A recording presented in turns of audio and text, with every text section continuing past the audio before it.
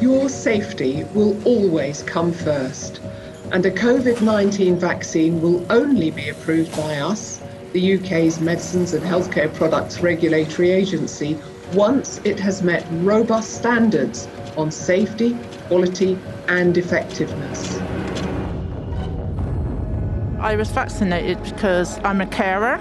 I've had all three, and I have the flu one as well. As far as the government is concerned, I believe they are doing the best thing for the nation. I've got an 8-year-old and I just didn't want to catch it where I didn't have to be fair. If this was going to prevent me from having it, then it was all good for me. I wanted to go on holiday. I just thought it was better that I get it done. I wanted to protect other people.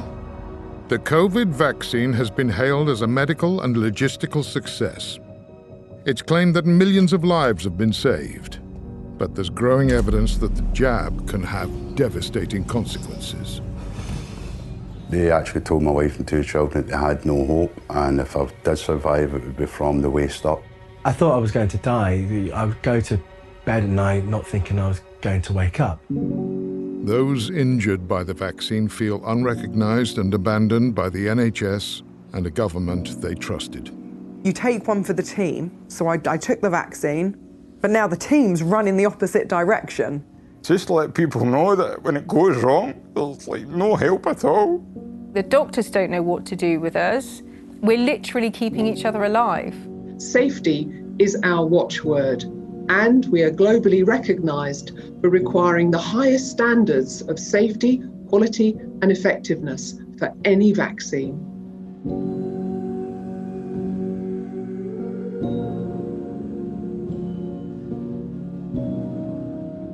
Having been double jabbed and being one of the first to take the Pfizer vaccine, I have, after several months, critically appraising the data, speaking to eminent scientists in Oxford, Stanford, and Harvard, speaking to 2 investigative medical journalists, and being contacted by 2 Pfizer whistleblowers, reluctantly concluded that this vaccine is not completely safe and has unprecedented harms, which leads me to conclude that it needs to be suspended until all the raw data has been released for independent analysis. Dr. Malhotra is a respected and influential figure in medicine, and he's not alone in calling for the suspension of COVID vaccines. Many more international scientists are alarmed at what's developing into a global issue. I'm John Bowe, and I'm going to shine a light on an issue that cannot be ignored. Millions of COVID vaccine injuries and thousands of deaths are being reported through official channels all across the world. Our government has been accused of covering up the emerging data, and the media of telling only one side of the story. We'll look at how and why. But first and foremost, we give the vaccine injured a voice.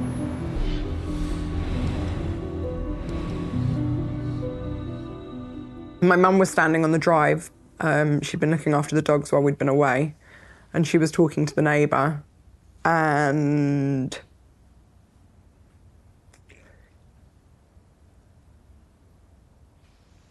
I remember getting out of the car and I burst into tears and I said, please don't be alarmed at how I'm walking. And it was then I really realised, I think after the tremors on the Sunday, that there was something seriously wrong. And I'd been fine up until, like, I'd been healthy, perfectly fine up until the point of me having my second vaccine. Breathe, breathe, breathe. Breathe, breathe, breathe, breathe, breathe. Okay, come on. Another one.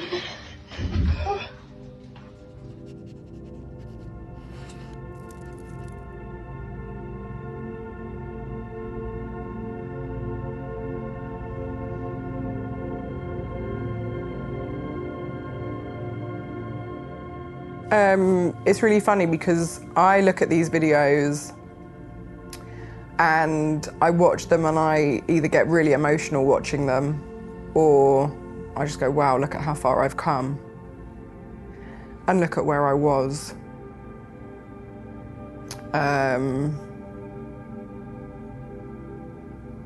if I was on a Zimmer frame. I was in a wheelchair.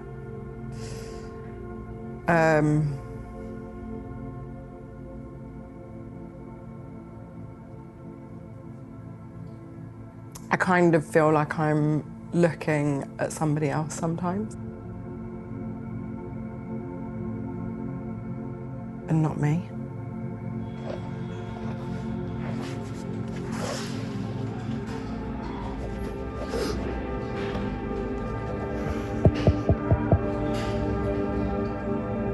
I still suffer now. I suffer with a lot of fainting. I suffer with my legs giving way. As a result of the damage that the vaccine has done to me, I've ended up registered disabled.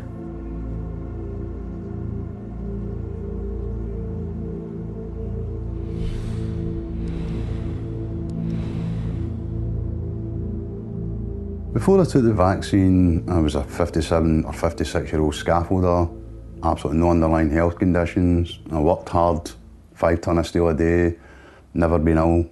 I had a very active private life. I was in a band. I left the band about a year ago, but I still went to about 4 or 5 gigs a week.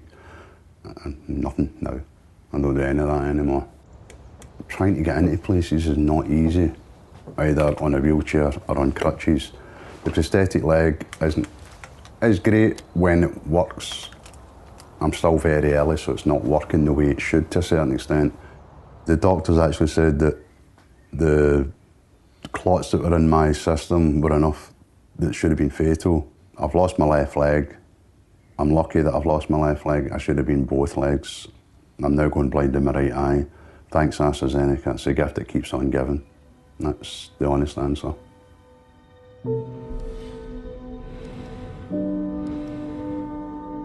My husband was 32. He was due to start a job at Great Ormond Street Hospital as a senior clinical psychologist. I remember him coming home and saying that he'd been offered AstraZeneca, and he was really excited, really proud that it was a British one. He was funny, he was kind, he was generous, he did everything. You know, he worked 2 jobs and still came home and helped with the children. Even that day, he helped put the kids to bed, you know, when he was having a stroke. He's just my best friend. The last time I saw him was walking towards the ambulance. I must have known on some level that that might have been the last time that I was going to see him.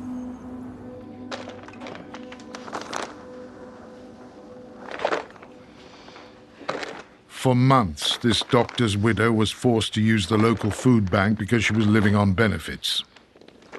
She's finally received government compensation, and she accepts it as some vindication. But, she says, it's not enough. It will never be enough. Charlotte is still awaiting an inquest, but across the UK, coroners have confirmed deaths from the vaccine.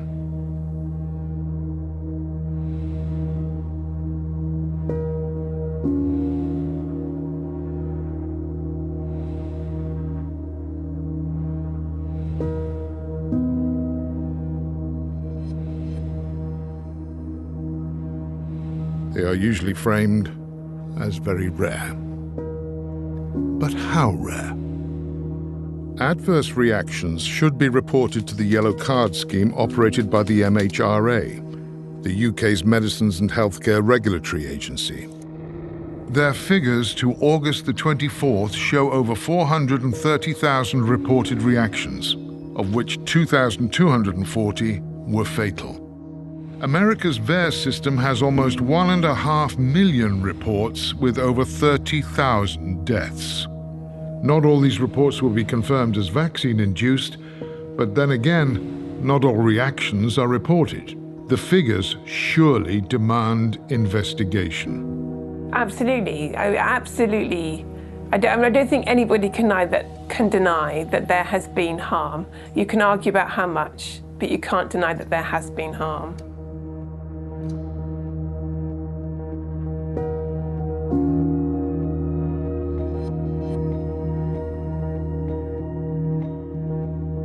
It's just a scandal of such epic proportions that I think people don't know where to begin with it. It's frightening to even approach it.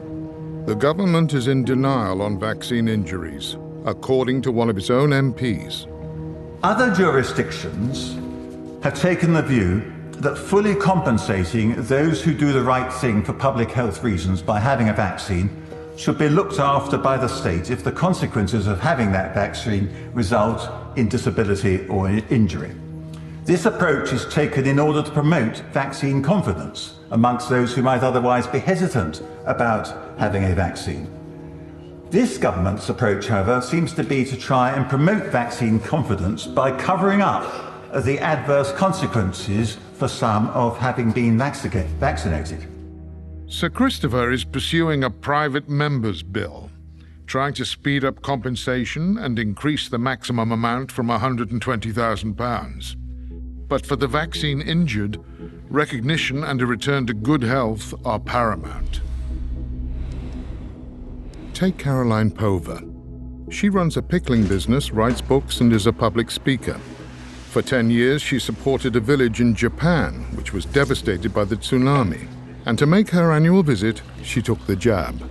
My life has completely changed now. It's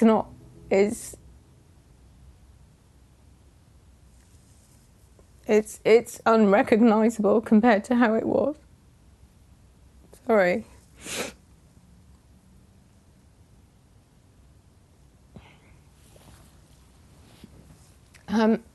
For about 5 months, I did hardly anything. I couldn't function at all. I was exhausted constantly. I was in constant pain. Head and eye pain was relentless. I couldn't function. I couldn't walk very far. I couldn't read things, and I do a lot of, I write as well as running my business. So I couldn't write anything. I had trouble processing information, so I couldn't work in my business because I couldn't follow the recipes. And I didn't have any physical strength. I got to the stage where I can function at about 30% of how I could function before the vaccine. On a good day, I can maybe do a couple of hours in the kitchen, but then after a while, I have such chest pain that I have to come and lie down in here. And I used to do 12 hours on my feet working in there. It's not about money, it's about having a sense of purpose with your day, isn't it? Jobs and work is for all of us. And if you can't do those things, you do get to the point where you think, I cannot live like this, life is no longer worth living. And we have lost people in the vaccine injured community to suicide. Yeah, I didn't want to live when it was at its worst. I just couldn't see the point.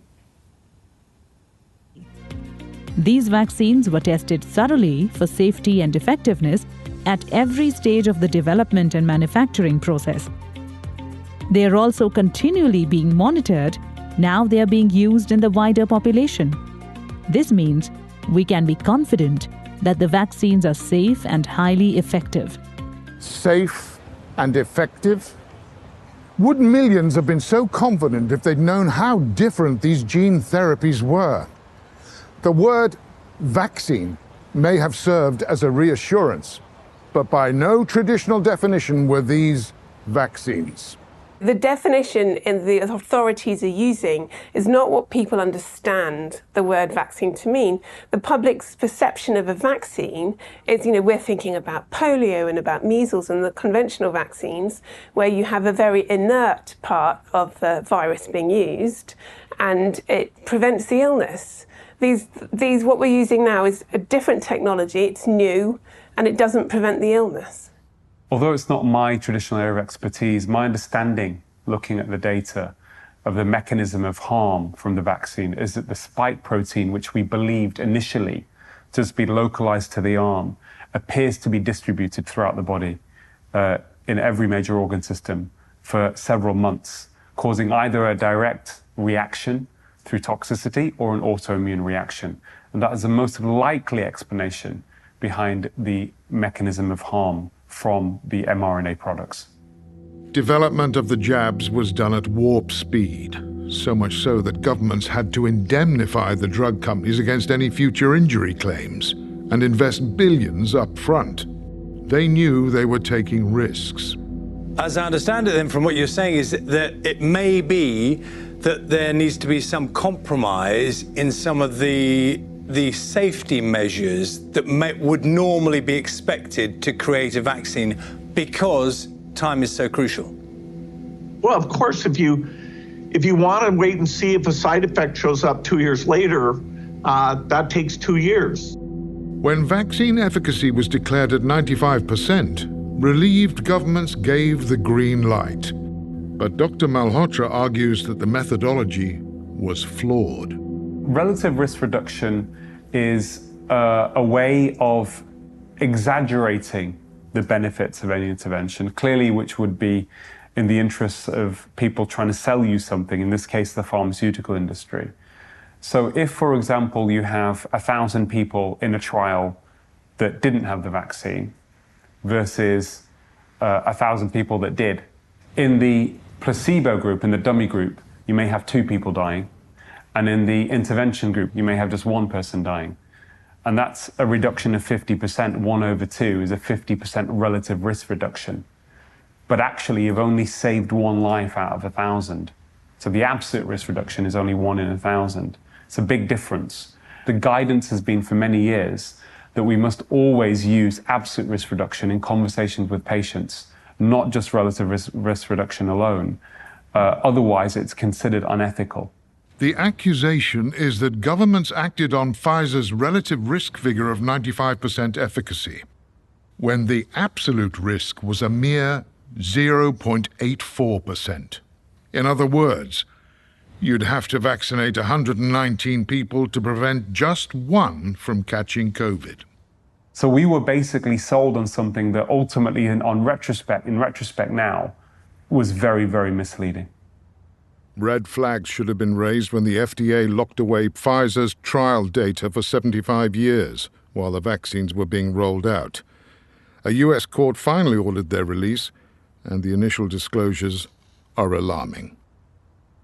Alexandra Latipova is one of a group of experts who studied the documents. Among her shocking allegations are these. Pfizer skipped major categories of safety testing altogether. The toxicity of the COVID-19 vaccine's mRNA active ingredient was never studied. The FDA and Pfizer knew about major toxicities associated with gene therapy class of medicines. The CDC, FDA, and Pfizer lied about vaccine staying in the injection site. My examination of leaked Moderna documents also revealed that vaccine-induced antibody-enhanced disease was identified as a serious risk. AstraZeneca also met with controversy. In March 2021, its use was temporarily halted in several European countries because of fears of blood clots. In the UK, it is now not recommended for anyone under 40. We asked the DHSC whether they were aware of allegations of inadequate and possibly flawed trial data. This is not something that DHSC will be responding to. The pharmaceutical companies have also been reluctant to comment. Scientists prefer to emphasize the 20 million lives they claim to have been saved. So the suggestion that the vaccine has saved 20 million lives is really, I think, science fiction, not scientific fact, because the study that comes from is a very poor quality observational study. And when you look at a higher quality level of evidence, in fact, even Pfizer's own randomized control trial didn't show any reduction in COVID mortality of statistical significance. It showed no reduction in all-cause mortality. So this statement is almost implausible. To be honest, it sounds more like an advert from the drug industry than true science. With so many questions about the benefits and safety of the vaccines, why were they authorized so quickly by the MHRA? And what exactly is the relationship between the regulators and the companies they regulate? A recent article in the British Medical Journal questioned their independence. The MHRA Chief Executive June Rain insists that safety and independence are vital. But this year, she admitted that the agency had changed from watchdog to enabler. Rules are written on tablets of stone, and there's a lot of policemen in these places that go around factories, find problems with trials, and generally hold things up. We tore up the rule book, and we allowed companies to immediately start juxtaposing not sequential phases of clinical trials, but overlapping, beginning the next one before the previous had been finished. Doctors, patients, and members of the public must be aware that regulators cannot be trusted to be independent as long as they continue to be captured by industry. You know, recent evidence that's emerged from a BMJ investigation revealed that 86% of the funding of the MHRA comes from the drug industry. And that's a huge conflict of interest. We asked the MHRA for their observations, but they merely referred us to their official guidance on the safety of COVID vaccines.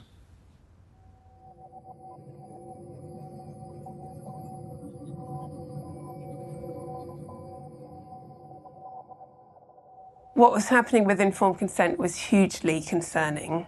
I think what concerned me the most were doctors who weren't informing themselves. They've been very busy and they haven't done their own research. They've just accepted everything that they're told. A government guideline comes, and we've seemed to have disrupted the doctor-patient relationship. There were many, many doctors who were getting all of their information from the BBC in their lunch breaks, and who accepted at face value, because of the word vaccine, that these were going to be safe and effective. That was a real dereliction of duty.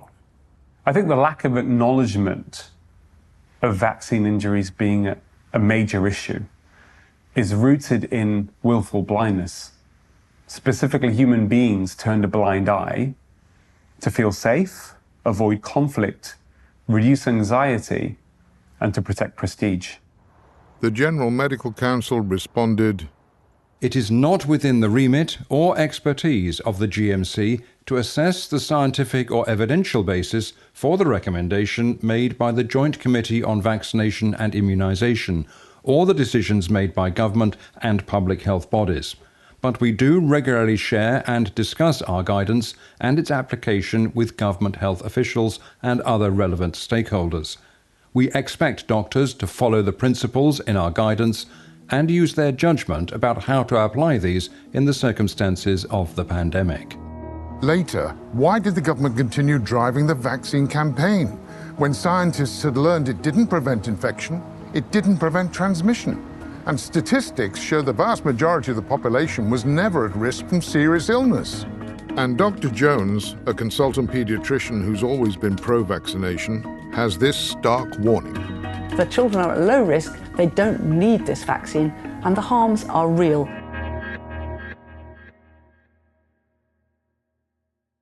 Hi folks, I'm here at St Thomas's where I've just had my first AstraZeneca vaccine, and quite literally I did not feel a thing, and I cannot stress how important it is for everybody to get their vaccination.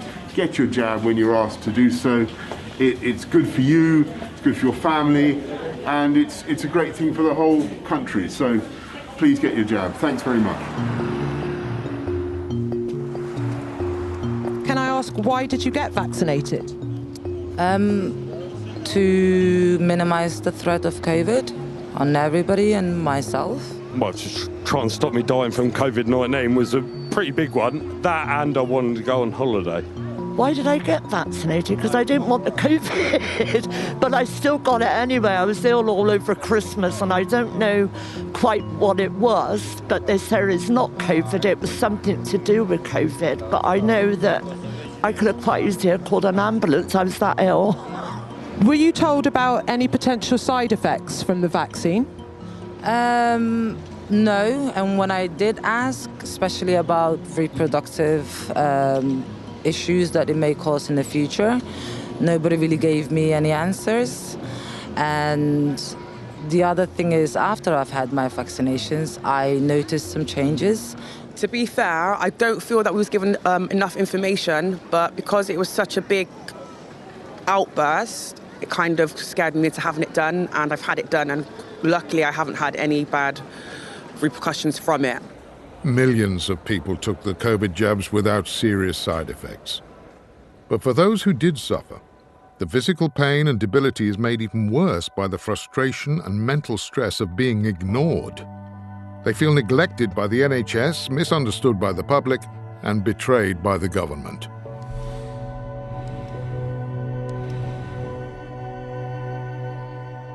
Before I was fit and healthy, and used to do boxing, would do CrossFit, you know, do a lot of weight training and, you know, keep myself in good shape. When I had my Pfizer booster, that's when my world just totally crumbled. I remember one time grabbing onto the side dolly saying, "Oh, I'm going to die." I couldn't even get to the toilet. He was so frightened. His body was shaking, it was jerking. It was horrendous. Absolutely horrendous. My heart got elevated when I was on standing. I got really sick. I was being sick for 6 weeks. I was retching, being sick and throwing up every single day. My heart cramped. It felt like somebody had grabbed my heart and twisted it 3 times. I had brain fog. I developed a slur. I would slur my words and I developed a stammer. I had seizures. My body can't regulate temperature anymore. It's totally ruined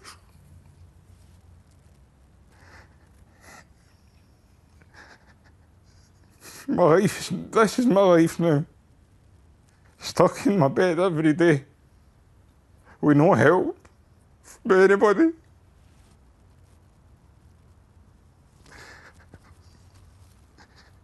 It's not a life form, it's an existence, and nobody. I tell you, if I could hold a Boris Johnson, I would tell Boris Johnson exactly what I think of him. Help these kids, help them, help these people that are injured. But I can't live like this. I can't live my life in my bed. I'm only 36 years of age. I'm supposed to be getting married this year.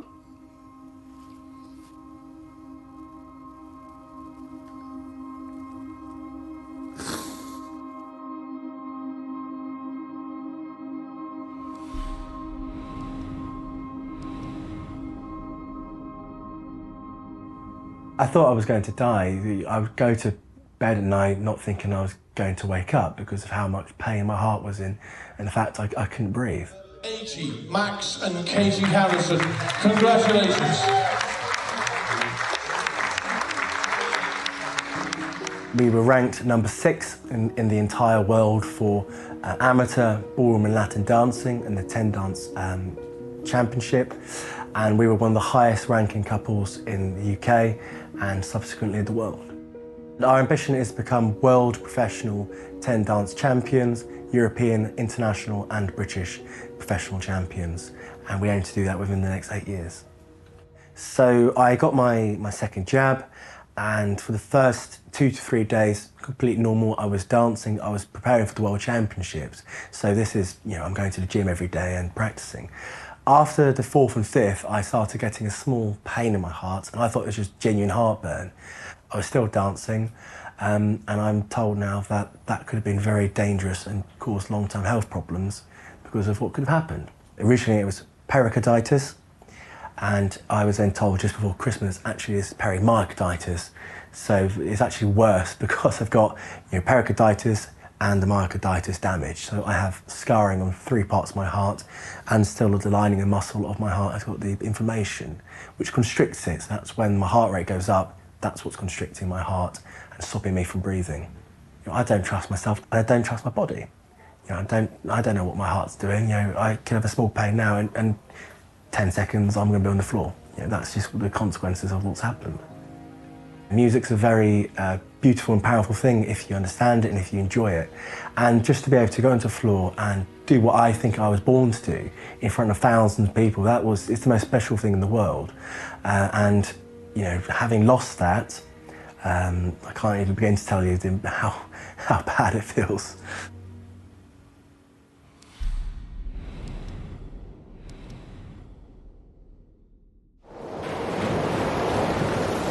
We're at Port Elles Bays with Experience Mallorca, and we're about to jump off this cliff.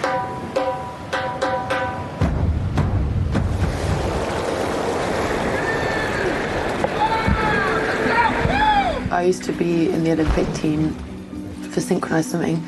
I used to train 6 days a week, 10 hours a day, incredibly hyperactive. I was also always known as the person that was like running around set, doing stupid things, backflips when I shouldn't be doing them and stuff like that.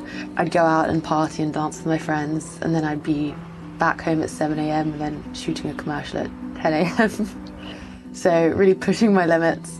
The industry required me to be double vaccinated to work on films, and I immediately regretted it. As soon as she put it in my arm, I just thought, what have I done? Over that period of 2 weeks, I just got worse and worse and worse and worse, and eventually this awful headache that was like someone was actually inside my skull, like pushing out. I can't explain how awful it was, and I was dizzy. I was literally crawling. Like,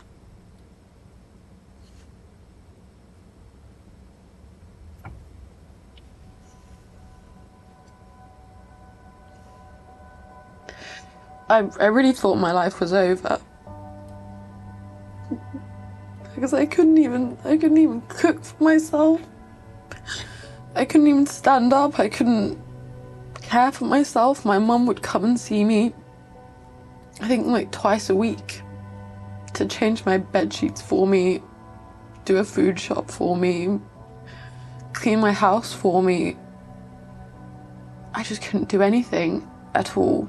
But I just thought, this isn't living. If the rest of my life is going to be like this, then I would rather not be here. But it was in the sense of desperation for help. And I wouldn't have had those feelings. My mind wouldn't have gone there if if someone had just said, I see you, I'm going to help you. Those who were in perfect health before their vaccine have encountered too much ignorance and skepticism when seeking medical help. For some, their GPs have refused to engage, and that has reached the extent that they are made to feel gaslighted, Madam Deputy Speaker, with their physical pain being dismissed or explained away as mental illness. How insulting and humiliating is that, and how at odds with the principles of the National Health Service? It was the most terrifying experience to be told that what's going on with you is psychological and that it's not physical when you're in physical pain. Genevieve and many of her fellow vaccine injured have spent thousands of pounds seeking treatments. They'll try anything to help ease their pain and disabilities. I found a private phlebotomy service, and she comes to the house and she takes a pint of blood out, and literally sit here, she takes a pint of blood out, and I come alive again, and I'm me again. I can talk properly, I can move properly, my body feels different, everything feels different. Come through. I did a series of oxygen therapy treatments with Janie at the Wellness Lab. I'd come into the oxygen therapy and I'd have a migraine and I'd leave without one and feeling like so much better. I'm very fortunate in the fact that I'm 70% recovered. I'm back working, just pacing myself, but there's no such thing as autopilot. There's no such thing as easy. For John Watt, just making the journey for treatment is a trial. Like many of his fellow sufferers, he has POTS, postural orthostatic tachycardia syndrome. A walk of just 20 meters is enough to send his heart rate soaring. So it's 134, 135. I can only stand for 3 minutes, 5 minutes, and then I start to black out, you know. So that's why I'm always having to lie down in that as well. He's trying a course of treatment called Goldic, where blood is taken from the arm, infused with gold particles, and then spun to remove the reactive cells. we're out tens of thousands. My husband and I were getting ready to remortgage your house to get more treatment for him. He said every single treatment we can possibly give him to get him better. It's important to note that John suffered a heart attack before getting any of his jabs. But he was back in the gym and back to health, taking his first 2 jabs without problems. It was after the Pfizer booster that he collapsed. In regards to people getting their vaccine, that's their choice. I've never told anyone not to get their vaccine. But just to let people know that when it goes wrong, there's like no help at all. And I'm being serious, like you don't have any help at all. They'll use your mental health against you. Georgia Siegel also paid for private Goldick treatment and had some encouraging results. Although the treatment that I've had has helped me dramatically and significantly and given me back a certain quality of life, it's not the quality of life I had before I had the vaccine. None of these treatments guarantee a cure. And the tragedy is that for most healthy people under the age of 70, there's very low risk from COVID-19. The benefits of vaccination are questionable. One thing that's become very clear now is that the vaccine doesn't prevent transmission, and in fact has very limited efficacy, if any, in preventing infection. Therefore, it becomes an issue of individual choice. And certainly, when you look at age groups that are under 70, the harms clearly seem to outweigh the benefits for most people.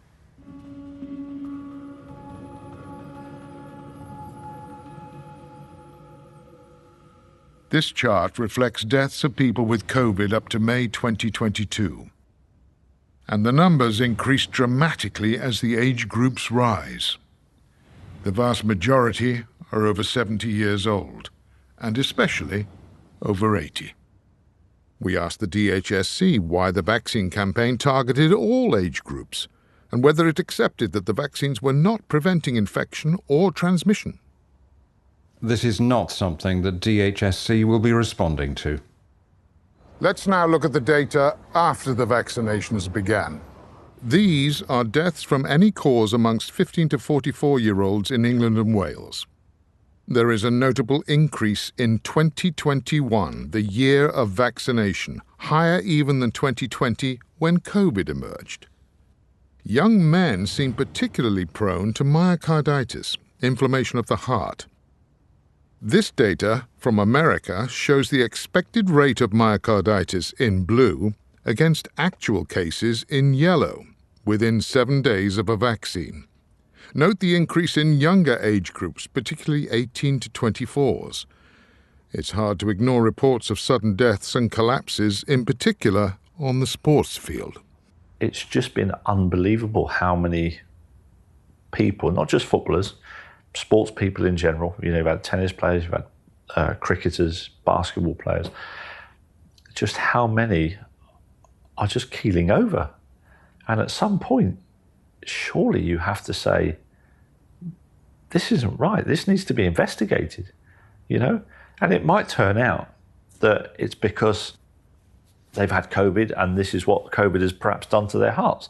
It might be that the vaccines are causing these problems, but we need to find out why. Why, in 2022, are many more people than usual dying, as confirmed by the Office of National Statistics? For instance, deaths are up 11.7% in 10 to 14-year-olds and almost 15% in the 55 to 59 age group.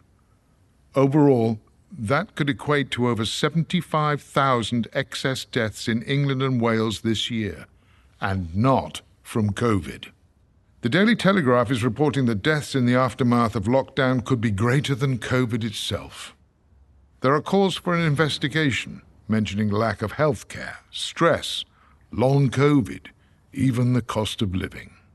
Why on earth isn't COVID vaccination under suspicion when there are so many reports of adverse reactions here and around the world?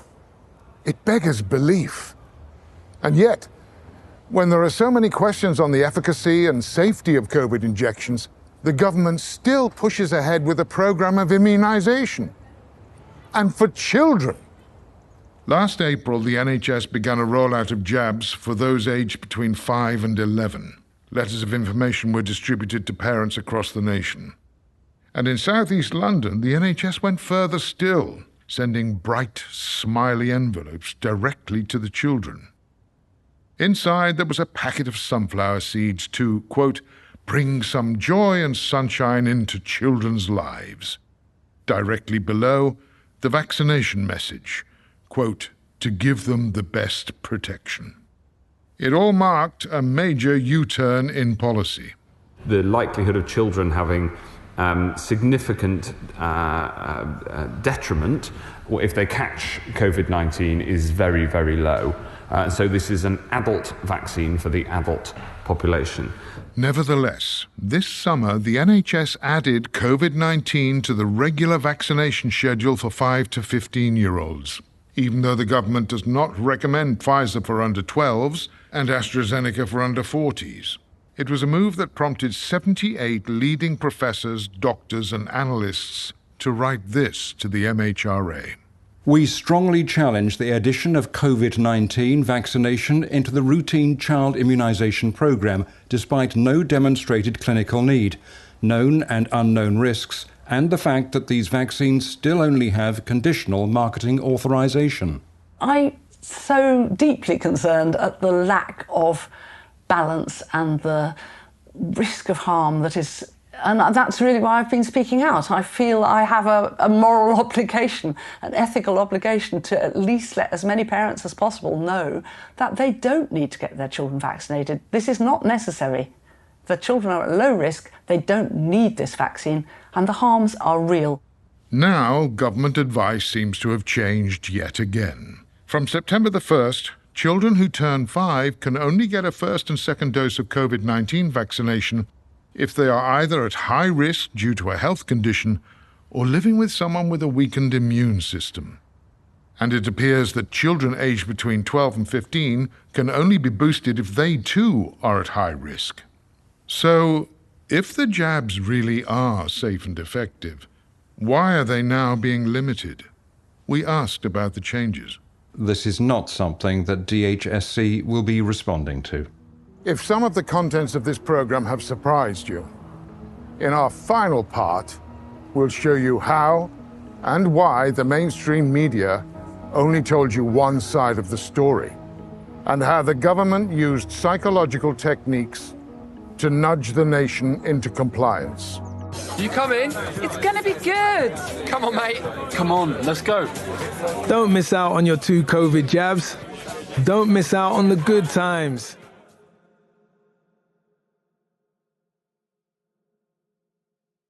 When they went for their jabs, those who were injured thought they were doing the right thing in following government instructions. They might even have lined up behind you. And yet the government, the NHS, the media, all those who encouraged vaccine take-up, they've all backed away.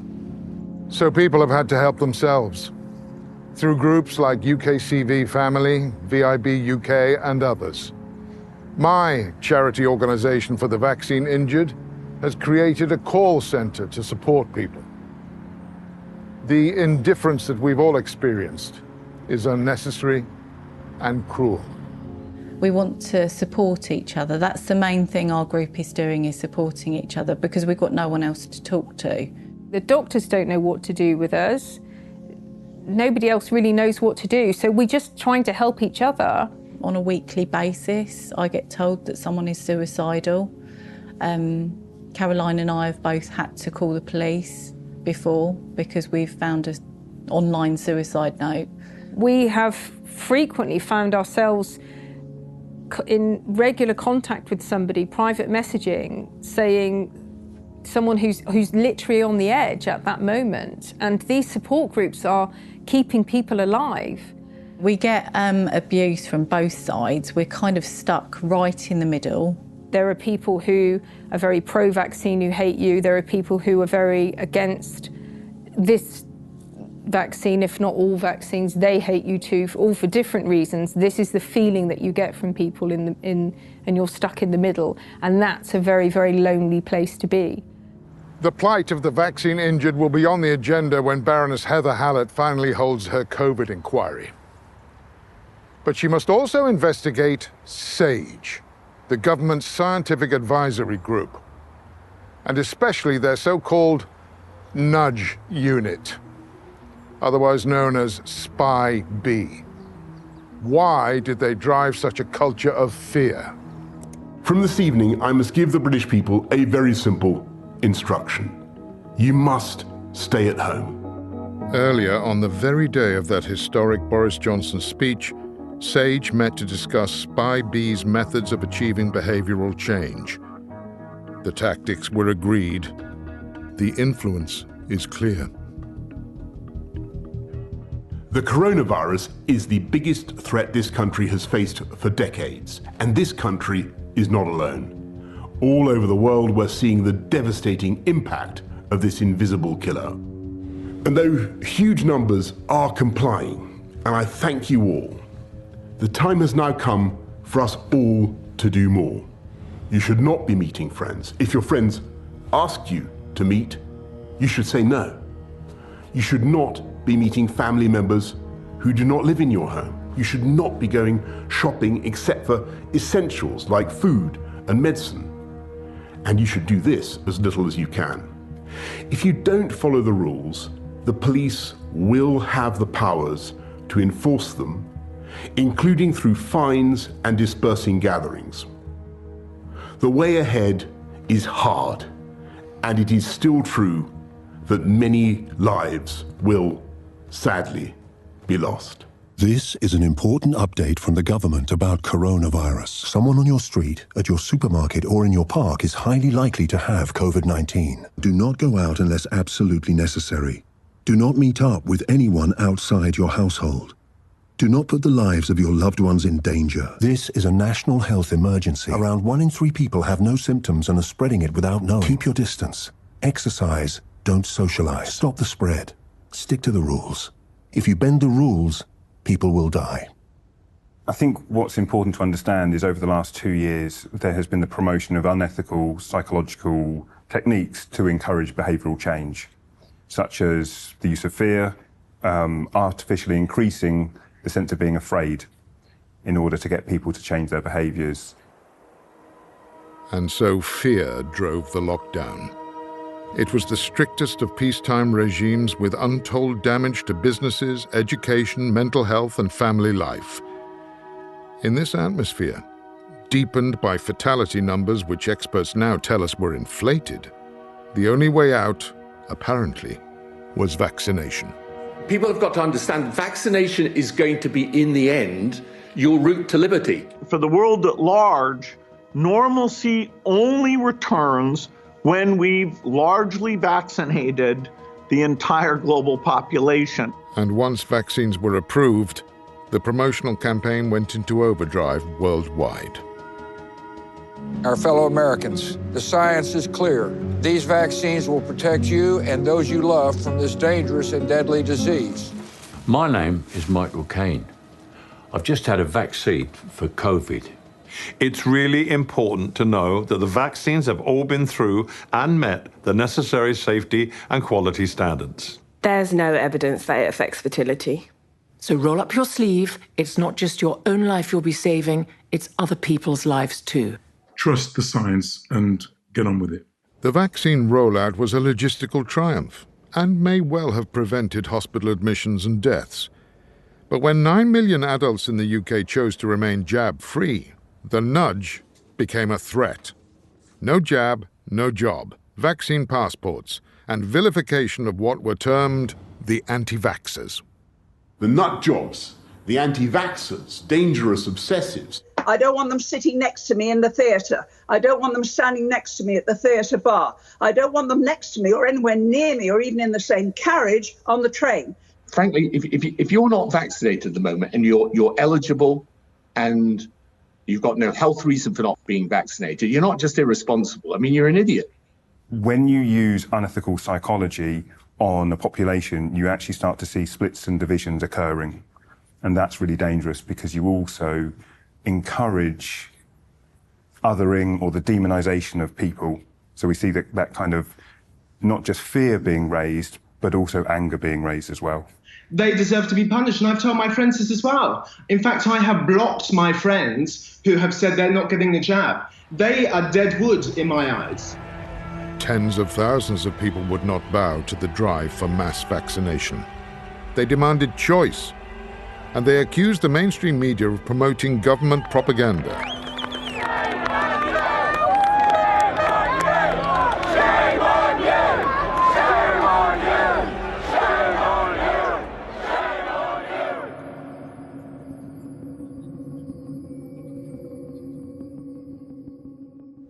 Let's return to the SAGE playbook.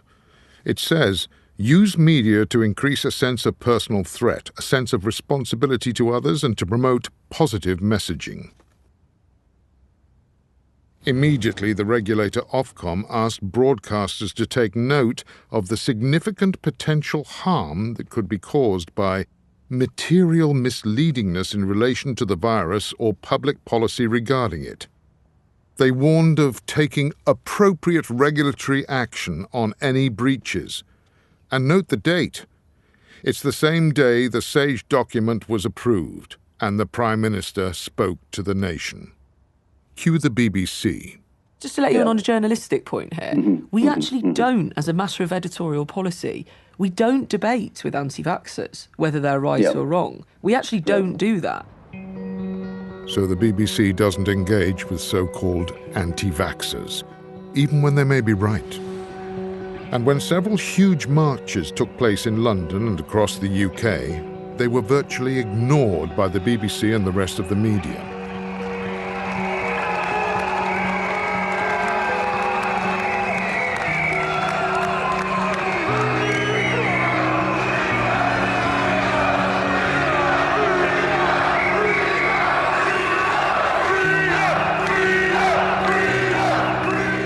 These are the images they didn't want you to see, the story they didn't want you to know. Tens of thousands of citizens from all walks of life raising genuine concerns. The people the media painted as dangerous anti-vaxxers. And it just so happens that the government has spent an estimated £500 million of public money for media advertising. Then there's the Trusted News Initiative, which the BBC says is an industry collaboration of major news and global tech organizations working together to stop the spread of disinformation. The partners include the BBC, Facebook, Google, YouTube, Twitter, and Microsoft. It sounds laudable, but what it really means is that governments, the media, and the big tech companies are working to a common script. Their script. Their version of the truth. We asked the BBC what happened to free speech, balanced reporting, and impartiality. I'm afraid we won't be commenting. The real truth is that anybody who questions the official narrative is generally suppressed and cancelled or labelled as a spreader of disinformation on social media. And that includes eminent scientists, doctors, and disgracefully, the vaccine injured. We have thousands of people on that support group all over the world who are vaccine injured, and we got shut down by Facebook. And I was quite shocked that that could happen. Your story is misinformation, you're anti-vaccine, you're anti-science, you know, you're killing people. I've been told that. You're killing people telling your story. People won't take the vaccine if you tell your story. Please be quiet. This conspiracy of editorial control between mainstream and social media is stifling democratic discussion. A proper debate might have led to better informed choice on the vaccines and potentially fewer injuries. Instead, we've been subjected to psychological pressure under that dubious mantra, safe and effective. Proper, balanced science must come to a sound conclusion. We need to know the truth.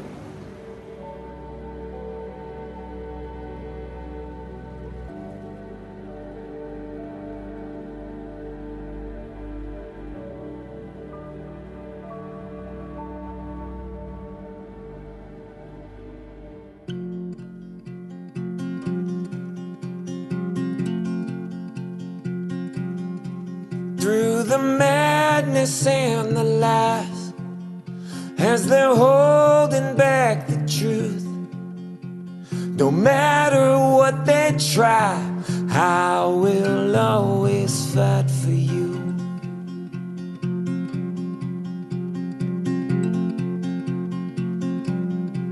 I will save your innocence. They are trying to remove. I am here at your defense, and I will always fight for you. Yes, I will always fight for you. I will stand here in the way, and I will not give up on you. I will shield you from the pain.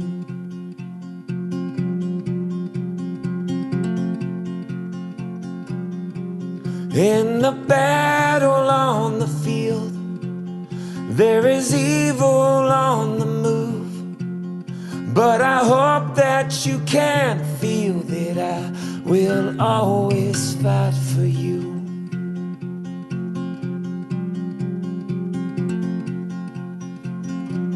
So to every single mother, father, stand up for your sons and daughters.